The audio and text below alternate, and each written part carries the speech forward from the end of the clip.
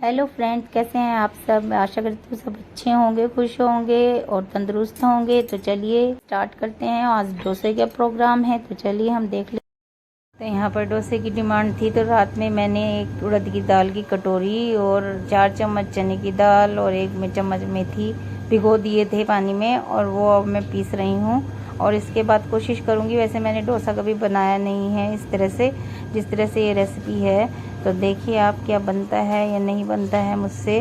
तो मैं मिक्सी में पीस रही हूँ। चावल का आटा भी 2.5 कटोरी चावल का आटा था, 1 कटोरी उड़द की दाल और 4-5 चम्मच चने की दाल और 1 चम्मच मेथी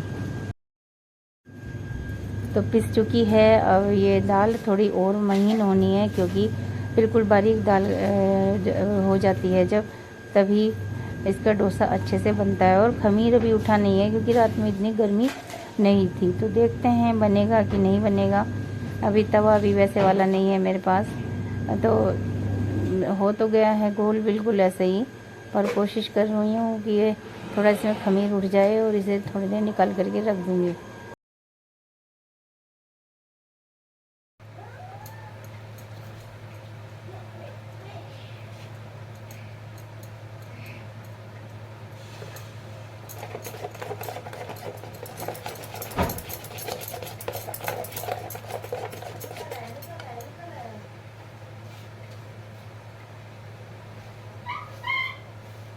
मांझा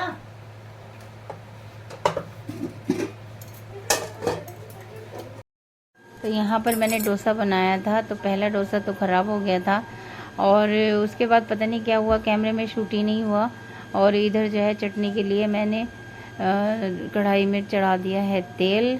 1 चम्मच रिफाइंड या जो भी आप यूज़ करते हैं वो ले करके, लहसुन पीस करके उसको डाला है। और उसके बाद 2 उड़द की दाल के चम्मच डाले हैं, और उसमें डालिए रई और हरे रेड मिर्च के 4 पीस।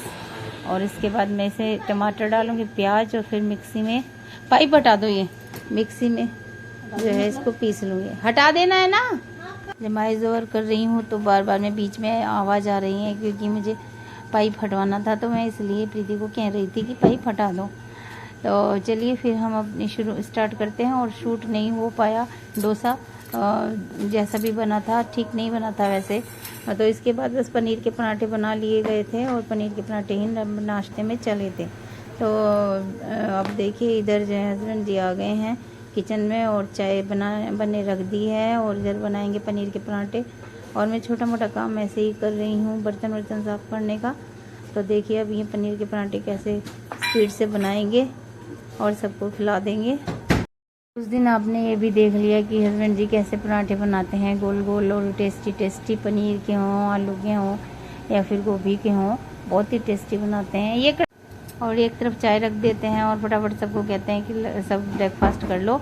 और रहते हैं अपनी इसी ड्रेस में, हाफ पैंट के ऊपर बनियान पहन करके, क्योंकि उलझन होती है इन्हें शर्ट में किचन में आने में। वैसे इतनी गर्मी नहीं है अभी तो फ़िलहाल। तो देखिए अब मैं भी इधर जो है, एक बात ये थी कि डोसा में जो है आपको प्याज कट करके उससे फैलाना होता है डोसा, इससे वो सही से फैल जाता है। और शूट इतना नहीं हो पाया शायद, मेरे वो जो करने में थोड़ी कमी रह गई है। तो ये तिरछे बिंके से ही बने, ज़्यादा परफेक्ट बिल्कुल भी नहीं बन पाया है डोसा।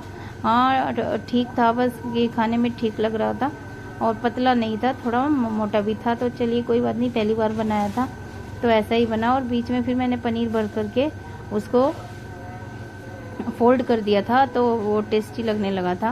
तो डोसा तो मुझे बनाना ही था।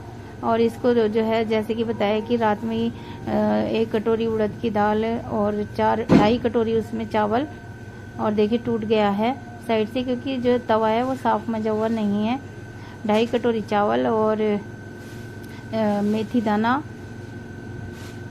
1 चम्मच, और इसमें फिर और डाल देते हैं हम इसका चने की दाल।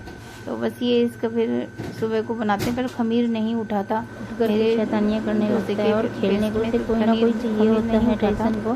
कभी टेबल पर घुसता है, कभी सोफे पर चढ़ता है, कोई ना कोई उसे खिलाता ही रहता है। और अब टाइसन जो है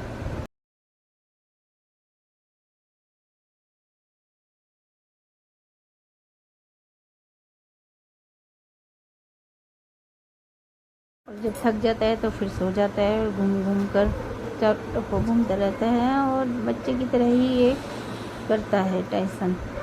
मुझे थोड़ी हिचकिचाहट होती है इसे छूने में, बाकी पूरे घर में ये दौड़ लगाता रहता है, कभी मछलियों के साथ कभी बॉल के साथ, और खेलता रहता है अपनी मस्ती में। इसके साथ मस्ती करने के साथ बाद चाय वाय पीने के बाद फिर हम बैठ गए और सोचने लगे कि टाइसन से मेरा डर कैसे निकलेगा और मैं कैसे इसे छूँगी।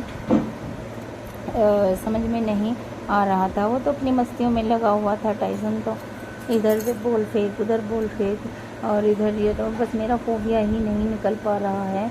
और मछलियों के साथ ज़्यादा, गेम वगैरह के साथ ज़्यादा खिलवाड़ करता है।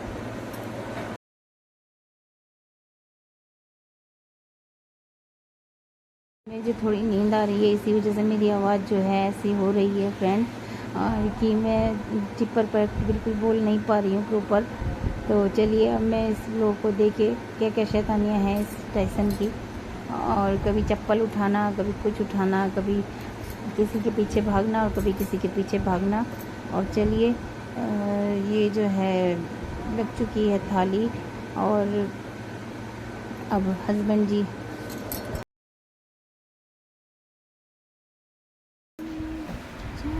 देख रहा हूँ।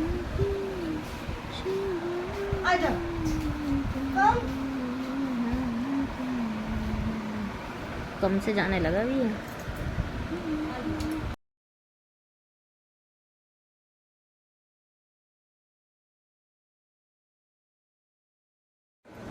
और इधर शाम को फिर मैंने तोरी बनाई थी, और तोरी ही रहती है मोस्टली, और इधर दूध उबलना रख दिया था।